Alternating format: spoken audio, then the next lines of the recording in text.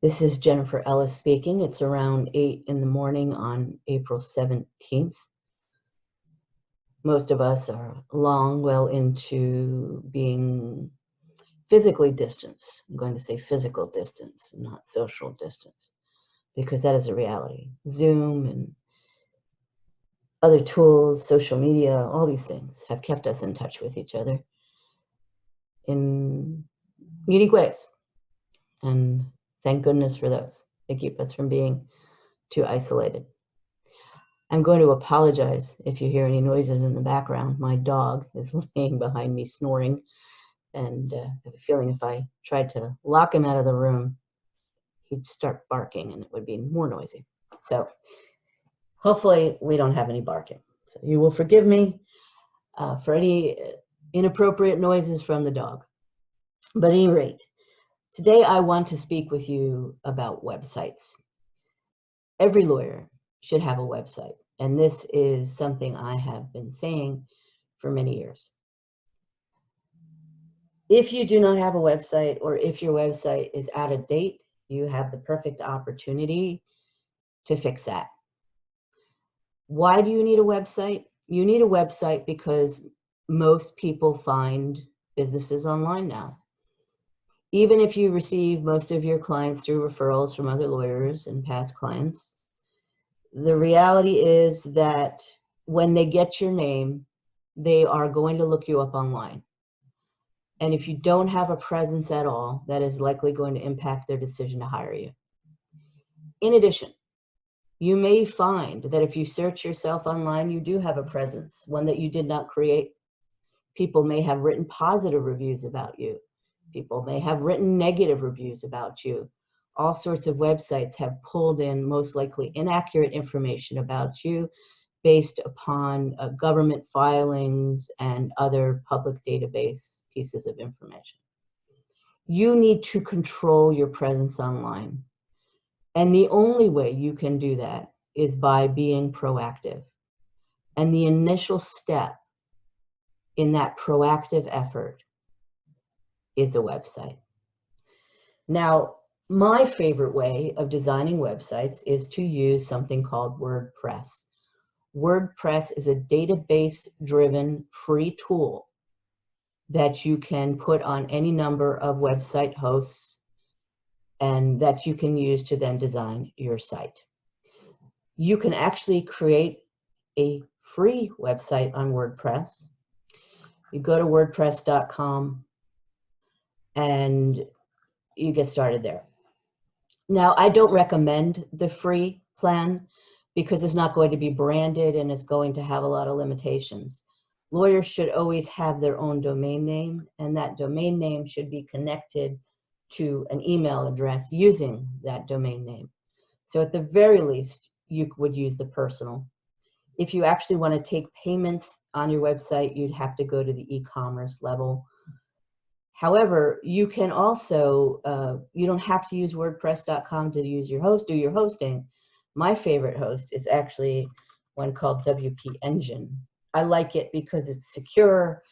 I like it because in the scheme of things, its pricing is reasonable at $25 a month if you go with the annual plan.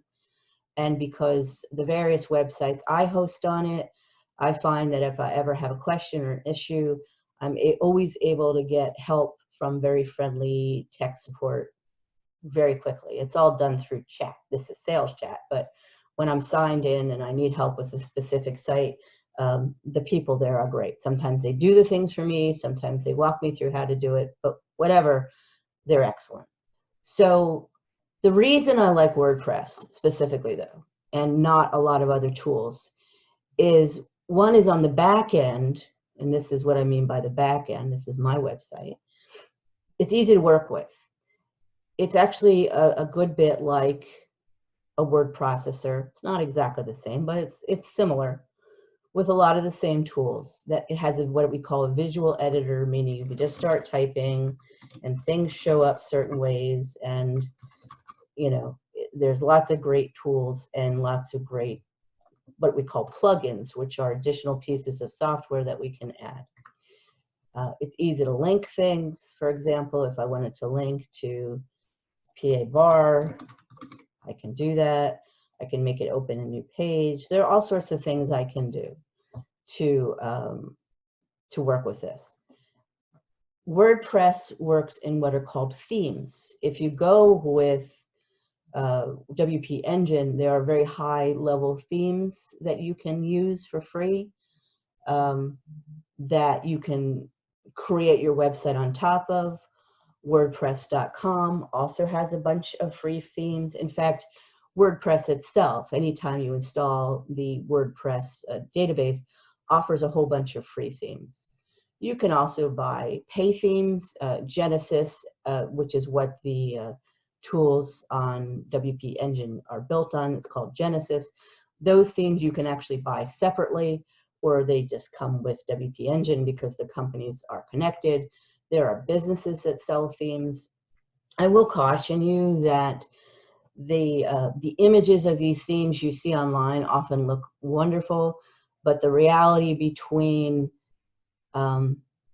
downloading and installing the theme and making it look the way you want it to look, very different. You know, it's not quite as simple as is sometimes suggested.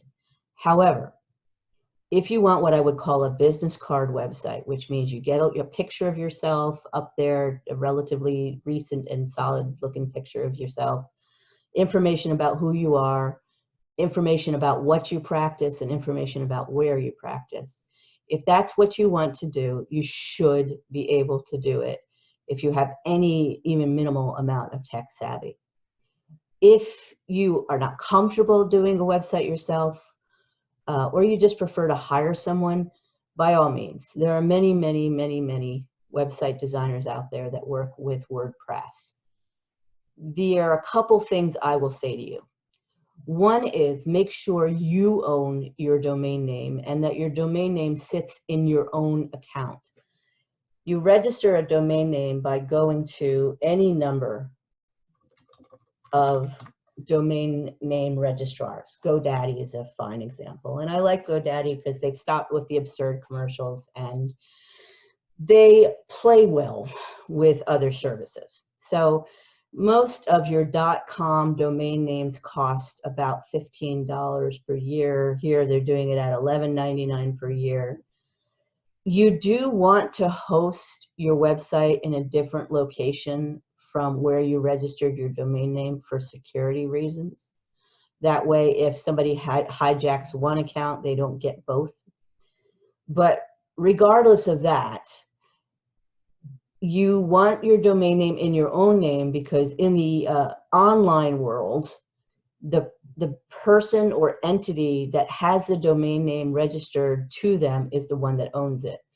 Now, obviously, if you end up in a dispute, you can get in a lawsuit, you can have a domain name, you can have the domain name handed back over to you.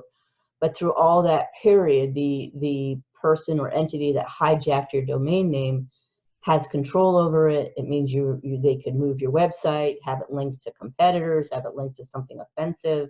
They can take control of your email. So you want to make sure you control your domain name. Don't let someone else control it for you. If you can't figure out how to buy one, have your designer help you do it, but make sure it's in your own account. The same is true for your web hosting. While it is perfectly acceptable and necessary to give access to the web host, which is where your website sits, to your designer or your writer, the account should still be in your name. And the last thing I will say is you should have a contract, and that contract should make it clear that once you have paid for your website and your content, that you own it. There are many website companies that have as a business model you paying a monthly fee, and that's fine. The problem is when at the end of the term, you don't own your site and you have to keep renewing.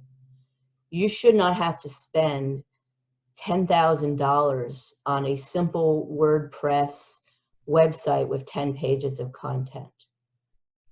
And yet that happens to a lot of people because they sign up with a company that requires them to continuously renew, and they never own their site and they never own their content. Just make sure that when your contract is done, you own the content and you own the site. That's all. Now, if you don't want to use WordPress, you could look at Squarespace and you can look at Wix. These are both proprietary systems, which means if you design your website on on Wix or Squarespace, and you decide you no longer wish to be on Wix or Squarespace, you will have to design a new website. You can't just move the site. With WordPress, you can just move the site. You can hire someone to move the site. WP Engine, I think, charges $100 or $200 to move the site. I'd have to look at the price from your past host to them. And there's a lot of companies that provide inexpensive services like that to just move the site. You cannot move your Squarespace or Wix website. You'd have to redo it. Yeah, you can move your content, absolutely. But the actual design, you'd have to recreate it. Now, that's not the end of the world. You really should be redesigning your websites every 3 to 5 years anyway, because websites change a lot. You know, the functionality of websites and the expectations of what they look like, they change a lot every few years. And as we've moved heavily to mobile and more than 50% of people access websites through their phone, it's really necessary that your website be mobily functional, critical in fact. So a website that worked a few years ago does not necessarily work now. And most websites are what we call responsive, which means they adjust based on the size of the screen. Wix and GoDaddy and WordPress themes, as long as you pick the appropriate theme, they're all responsive. If you want to take payments on your website, as a lot of lawyers are starting to take credit cards, that is going to impact the cost of the site. With WordPress, if you go to WordPress.com, you could buy an e-commerce level site and then take credit cards. Also with WordPress, there are plugins you can buy or even use for free that will allow you to take credit cards. With Squarespace and Wix, their higher level programs allow you to take credit cards. As a lawyer, make sure you're using a credit card that is appropriate for lawyers. There are all sorts of rules about how we take money and where the money has to go. So make sure you're aware of those things and make sure you follow them. If you hire someone to write your to create your website and or do your content, please make sure you review it for ethics. The buck stops with you. Most people writing website content do not know the ethics rules. They're not lawyers, and that's fine. You don't need to be a lawyer to create a website. However, you do need to make sure that they understand the ethics rules in every jurisdiction in which you are seeking clients, and that your website is ethically appropriate for that. As far as seeking reviews, it is, as far as I am aware, fine in every jurisdiction to ask clients for reviews. In Pennsylvania, what I do is I draft an email that I send out to clients, and those clients are then provided instructions on how to write a review. Obviously, you only ask very happy clients for a review. You don't pay them. That would be inappropriate. You also want to make sure that the review does not make any promises. If it does, you really should comment underneath that you appreciate the review. However, you cannot make promises, or you can ask the person who wrote it to rewrite it so it doesn't violate the ethics rules. Just make sure you're aware of what the rules are and that you follow them.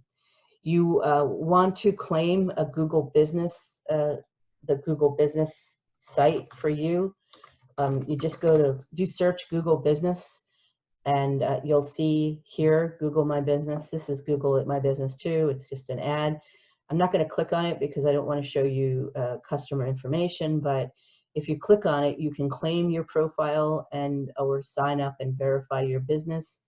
You verify your business either through your official phone number or through a postcard that they'll send you. But it's important that you have this particular site confirmed, because it's a big part of your search engine optimization. and it's also a place where people can review you. Again, don't be afraid of reviews.